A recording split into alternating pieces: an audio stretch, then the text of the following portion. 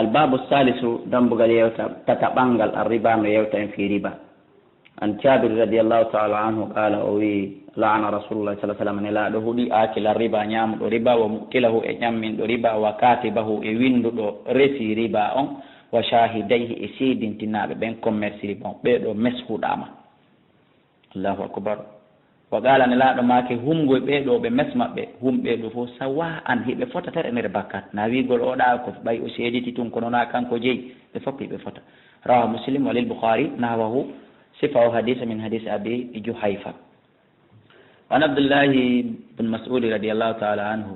عن النبي وجاء نبي صلى الله عليه وسلم قال ما الربا كويته ربا 73 بابا ko pecce capanɗe jeeɗiɗi e nder ɗe pecce capanɗe jeeɗiɗi ay saru ha ɓurkum newade kon ale boy peccum ɓurkum fanɗude fum bakka to makkum ko honno fotata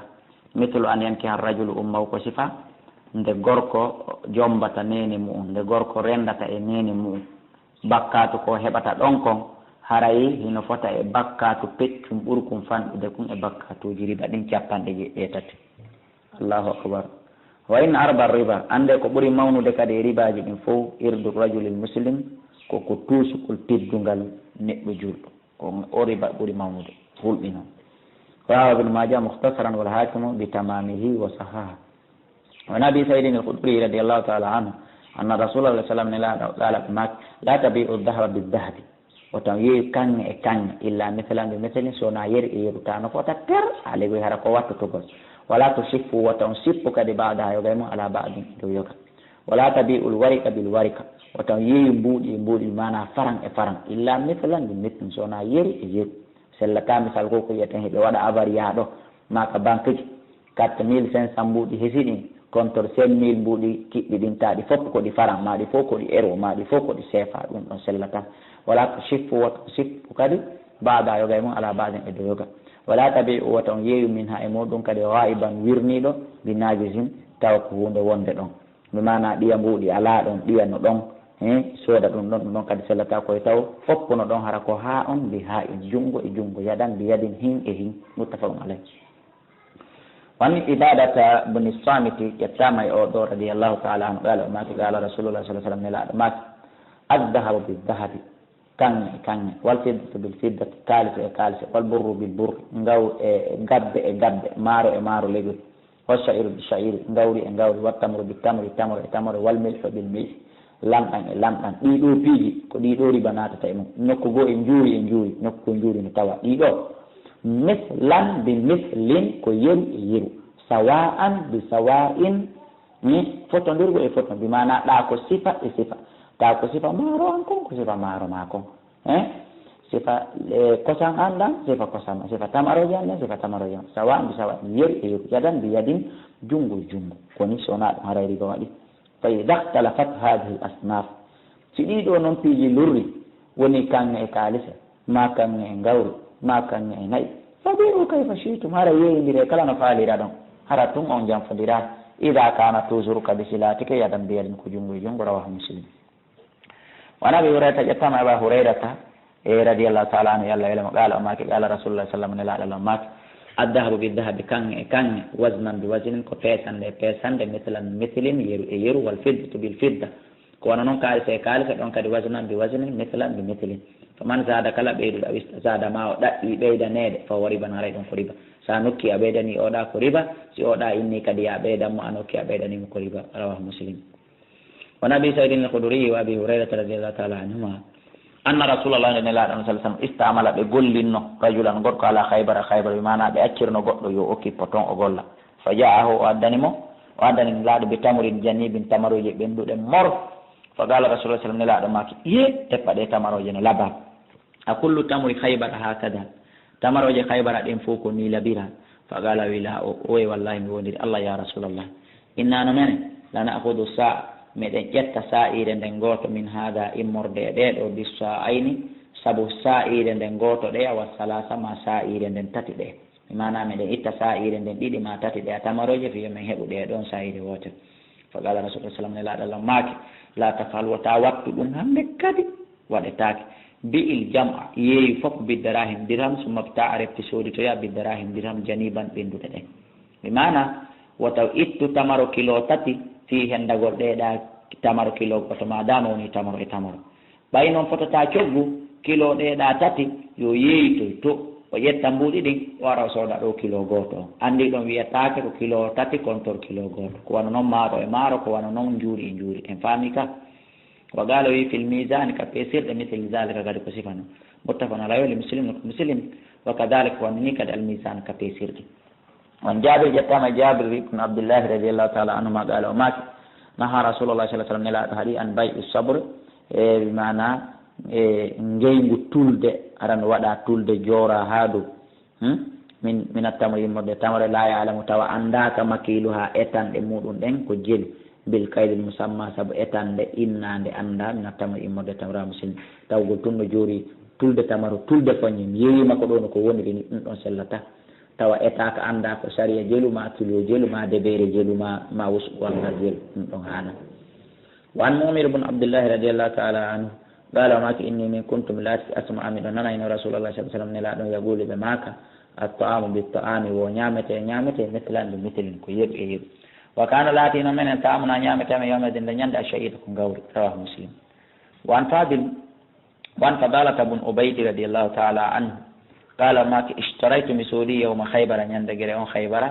قلادة غنور بثاني 10 دينار سابوي دي fiha ino nder maggol dahabun kange wa kharajun e ko wiyete kon kharaj ko wiyete kharaju ko kaaƴe bi mana kange o kaaƴe o fof no hawtindira yuɓɓa e maggol fa fasaltuha mi udditoygol fa wajattum tawi fiha toon actara ko ɓuri ɗuude min 12 dinar ko ɓuri dinar 12 fa zakartu dhalika linnabi sallah sallam sifani nelaaɗo ɗum ko ala nelaaɗo maki laato ba wata yeeyu hatta tufsala ha sendindira rawa muslimi mana waɗa kaaƴe ɗen feere kange ɗen feere hande kadi no yeeya oto hawtodir sifano an hande kadi yeeya wan samura yettama e samura bun jundubi radiallahu taala anhu anna nabiya o nde nabajo sa sallam nahaɓe haaɗi an bay il hayawani yeeyugol mummunteji ɗin bil hayawani e mummunteji ɗin kadi nasi'at hara ko nettingol rawal hamsatu ƴettama e jo filliɓe jooɓe wasaha tirmidi oɓen carut no selli ka yeeye mummunte e mummunte kono ko hino ga'unkun e hino ñalunku ko jeel fawatalan ko tel fottida yeeyida kono joni hino ɗo ko nagge nani jaɓu ɗo hino ɗo ñalunku joni a jonno yayla ñalunkun on say ma jonno yaylanga unkun on say ara ɗon sellata alay ko ɓuuri laɓede ɗon ko yo waɗe ñamade ñawli ñale mage foti ko ñale yoɓitiroyte foti ko mbuuɗi yoɓitiroyte foti ko ñamete haray ɗon ko yon tigui ñawlu ɓe waɗa délai si ɗum timmi o ɓornoya ñale o adda singe hawrani oya o yoɓita si hawranali oya ɓe waɗa mbuuɗi aray ko no wonno hanniri kono wigol he hino ɗo nani jonna ngeñale mal ɗo ha lebbi jeego ma hitande on so min kadi mi jonno ngeñale ñale haray ɗum ɗon hana en faami rawal hamsata saha tirmidi ibnul jarud wani ibnu umar radiallahu taala anhuma qala maki sami'tum nani rasulullahi nelaɗon sallah sallam e ɓulɓe maka ida tabayatum bil ina so yeeyidiray mbimana hunde innade nden hunde andade fimum hunde toɓɗade legol wa ahattum adnabal bakar nelaɗo makko ida tabayatum si tawi woni on yeeyidiri bil inati ko wiyete kon ina mi mana ko waɗugol prix andaɗo waɗa ɗum noon ha e lajal refti on tigui soditoya ɗum immorde yeeyuɗumo on mi mana ko ñawlugol goɗɗo ko yeeyugol goɗɗo yilto soditoya e junngo mo yeeyi on haray ɓe waɗuno aadi kono ɗo yeeydema o téléphone kono noon ko misal ko ya jogomo ɗon marama ɗon nani ko min kadi soditoytamo junngo ma misal ko ɗum wiyete ngeygu ina hay so ngu mari firoji goo kono ha ngon firo ɗon kadi no toon nelaɗo maki si on waɗi ɗum wona si nelaɗo tindina en ngo woni en waɗu koɓe maka en ɓe maki si on yeeyi ngum ngeygu wa ahattum asnabal bagari on jogike bukki nayyi ɗin ko fanda on jogike bukki nayyi ɗin e bimana ɗum ko kinaya ko hunde suuɗade tun ayi anil jihadi bil harsi warrida bil harsi kinayatan an kawni hi gadi sara hamamun wa hamtam bimana ko fanda ɗon ko on nettinike on yahali haɓugol jihadi on jooɗike on paralisi on paaɗinike jogitagol bukki nayyi ɗin ɗe andi nagge ngen bukkongol ko ɓaawo wontiri ka alegoy on o wontiri ɓaawo on paaɗinike on nettinike e haɓugol jihadi e waɗugol piiji moƴƴireji waraditum bizarri on welama on suɓike on wakkilike on jaɓi waɗugol ko wiyete ko reminagol ko ko haduno ɗen ɓaawo to wi'ugol a remo an ko sengoɗa min sengoɗa si tawi on waɗi ɗiɗo piiji tati wa taraktumul jihada on acciti jihadi haɓugol jihadi son waɗi ɗiɗo piiji nayi fellite sallallahu aray Allah wurtay aleykum e dow mon dullan hoyende la yanji'u nde tawata o ittatande hatta tarji'u ila dinikum ha arton e dina mon kam ɓe faala enen ɓe musidɓe julɓe guine en yo darto hoore men so tawi woni en naata e gotel e ɗi nayyi tawi ɗen naati e gotel e ɗi nayyi etoɗen no iwren e mum ɗum no ɓuri ko wiyeten yo en sansu premier ministre ñande o président ñande o rawa Abu Dawud en sansi ɗum ɗon ha en tawi ala nafude min riwayati Nafi anhu wa fi isnadin no e tugorde makko nde maqalum wo ellahum wali ahmadu nahawahu min riwayati Ata'i wa rijalu woɓe hadis sigatun ko hoolaɓe wa sahahu ibnu Qattan no sellin hadis on wa an abi umama ƴettama e abi umama radiallahu taala anu anin nabi ko ƴetta nabajanu sa sallam qala man shafa li akhihi ko ɗum woni kala tefanɗo musidɗo mum shafa'atan tefore kala wallitiɗo musidɗo mum legoye ballal fa ahada lahu on yilto neldamo hadiyatan neldari alayha e dow ko tefani oya kon e dow ballal ko wallimo kon e dow intervention ko intervenanimo kon oya ƴetta goɗɗum neldamo tawi o wano mo neldude fa qabilaha o jaɓa ɗum fagad ataray gon mbi o ardi o naatiri baban e dambugal aziman molanangal min abwabi riba e mabbe dambuɗe riba ɗen rawa ahmad abu dawud fi isnadihi maqalu وعن عبد الله بن عمرو بن العاص رضي الله تعالى عنهما قال وما لعن رسول الله صلى الله عليه وسلم لا هدي الراشيين والمرتشيين دون فك رواه ابو داود الترمذي اللهم tawa sa hettay gonga ma kanko gonga marɗa kono sa hettay ko fe waɗa ndin